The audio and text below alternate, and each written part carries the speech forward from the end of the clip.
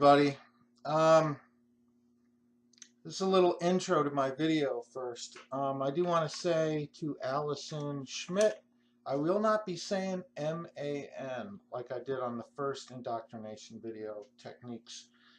I was just super upset about my friend, honest conscience, Dave, his wife killing herself, his ex-wife, over the damn watchtower. So he made a video, his first activism video ever. And I'm going to put the link down below, right? And this is my intro, man. You're telling me you're going to, you're going to need all 99 of these indoctrination techniques to be used on me to make me believe this. That this guy right here, this governing body member elect, this guy is going to rule, this guy here. This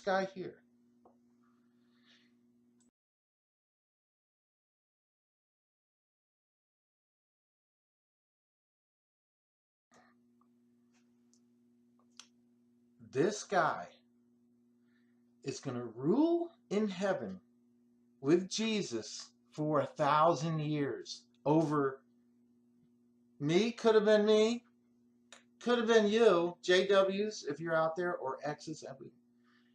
This guy,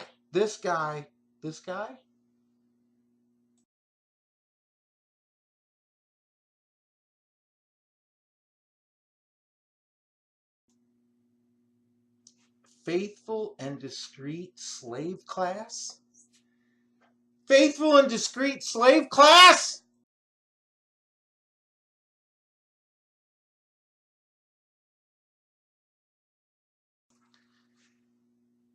Let can't even believe it. He can't even believe it.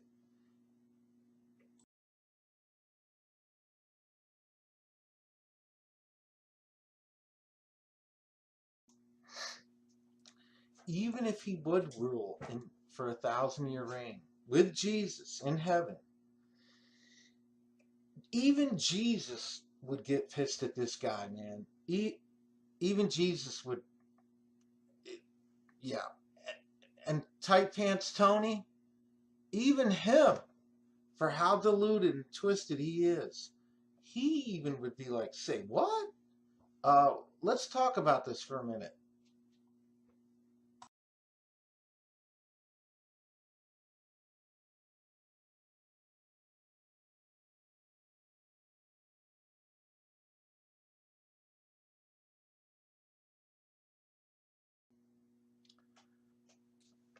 All right, Watchtower's indoctrination tactic number 4 is called de-individualization.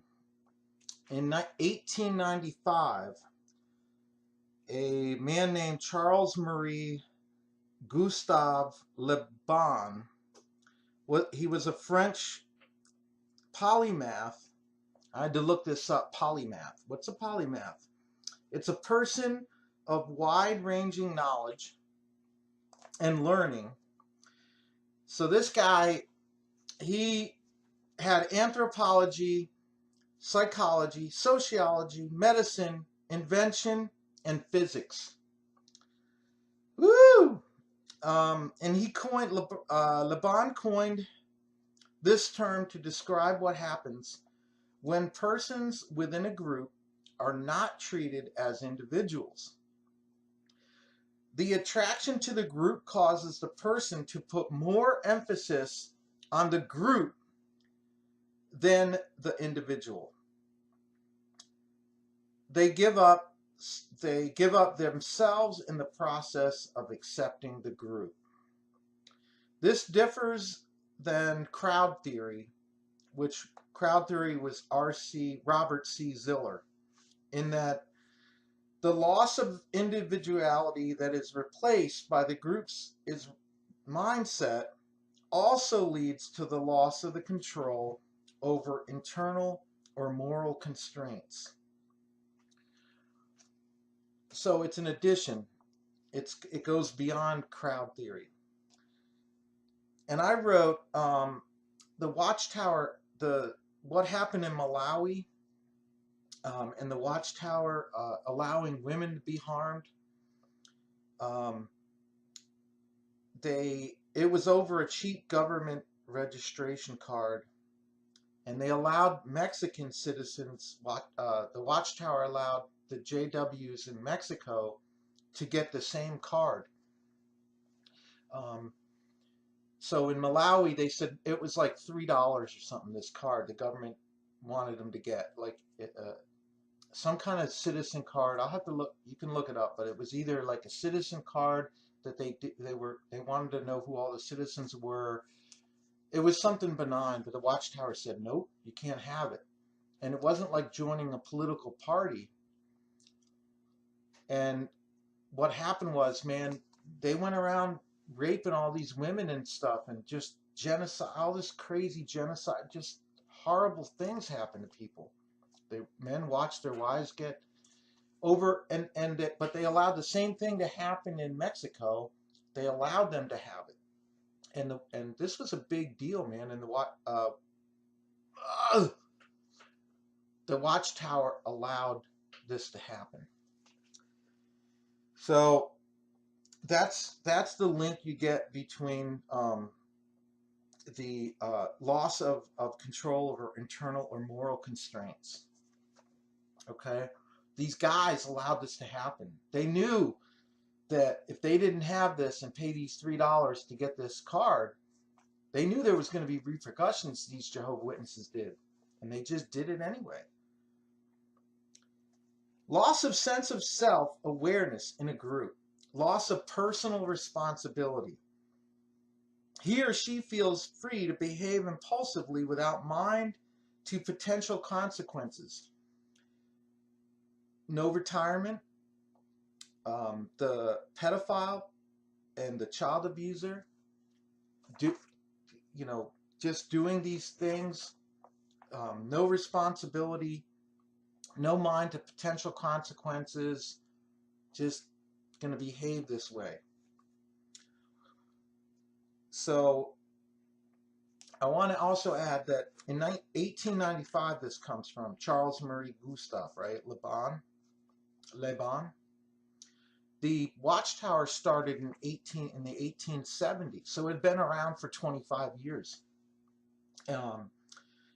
The Watchtower, the Bible students, they were called back then, they sent missionaries to England in 1881, and they had their first branch open up in London in 1900. So they had been around good 25 years by then, which is a long time. They would have known about this technique. So decreased self-evaluation causing anti-normative behavior. De-individualization theory has been applied to genocide, anti-normative collective behavior. So all who are not JWs will die in Armageddon. All 7.6 billion people. Minus, not the 8 million, the 5.5 million JWs that are left, rapidly declining. That's another video. There's only 5.5 million, at most. At most. Destructive cults puff their numbers up all the time. And I got good wind on this, not only because jwfacts.com, that ex-Bethelite, in his research, but the Russians leaked that out. The Bethelites from Russia, because they're pissed, beep, man. Beep, beep. When the Watchtower sold for $1 billion their Brooklyn property, they needed to fix up some of the properties to have them sold before they went to Warwick. And they got all these brothers from Russia went over, Bethelites that had been at Bethel in the United States, but went back to Russia. They cashed in their vacation time and all this stuff, or if they were going to retire, then they come over for 4 months, 3 months, quarter of a year, whatever, and they help do repairs and everything. But what the Watchtower didn't tell them is that all the stuff they were working on had already been sold. The deal had been done. They were it wasn't fixing up and just doing repairs to Bethel. It was fixing it up so we already sold it. They were lied to, and Russians don't like being lied to. I love that culture. These men found out later that they had been used like that, and they were pissed, man. Bleep, bleep, bleep. So they got leaks. They were in various positions in the governing body. By the way, I'm going to play a little clips for you throughout this video, relating it to other destructive cults. And one of the clips I'm going to show you is a Mormon who, Rusty his name is, to give you an idea about the background of people in these destructive cults and why it doesn't have anything to do with IQ. These men and women in Bethel, a lot of them are really smart people. These aren't dumb people. They needed people. They need people to do accounting. They needed people to do computer work, all kinds of paperwork. It's not easy building things and fixing things. You have to have somewhat of a good mind to be able to do a lot of this stuff. It's not easy. You have to have a lot of know-how, wherewithal, all that kind of stuff. I'm showing these video clips to show you the connections, and that these people have a lot of wherewithal in their head. Let's just take a look at some of the people that belong to destructive cults, and you get an idea what I'm talking about, of why these are so powerful. And remember, add them all on top of each other like layers of an onion. How do you get someone like this to do whatever? You layer all these things on top of each other. Boom, boom, boom, boom, boom, boom, boom, boom. See if you can work your way through that.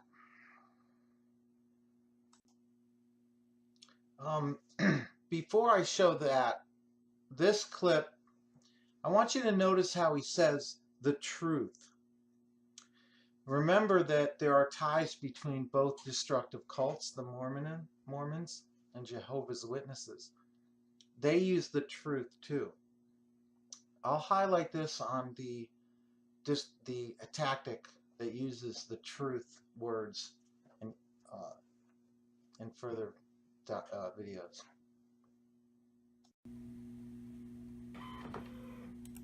And remember what Rob said. He said, just tell your story.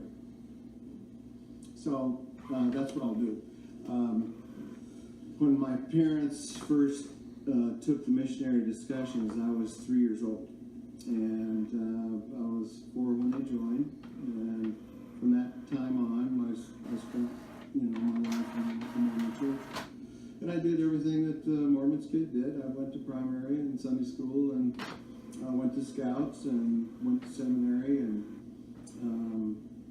went on a mission, got married in the temple, had kids, and found the truth, and now I praise God. So that's my story. So, but anyway, when I was born and raised in Boulder. When I was born and raised in Boulder, Colorado, and as I was growing up as a youth, in our ward we had scientists, world-renowned physicists, astrophysicists. We had doctors and lawyers and dentists and professors, all professional people, and they all knew that the church was true, because I would hear it every fasting testimony meeting and in church. So I had no reason to doubt, even though I did at times. I doubted the church, but the church was good, and we had a great ward. I grew up with some wonderful people that influenced my life for good, but there was always those little things, and that's sort of what I would like to talk about tonight. Very interesting. Notice our whole worlds were encompassed in this. And for the Mormons, it was even more so, because they're allowed an education, because they want the members.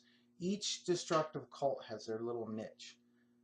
Scientology, they make the able more able, is one of their terms. and you have to have money to go up the bridge to total freedom.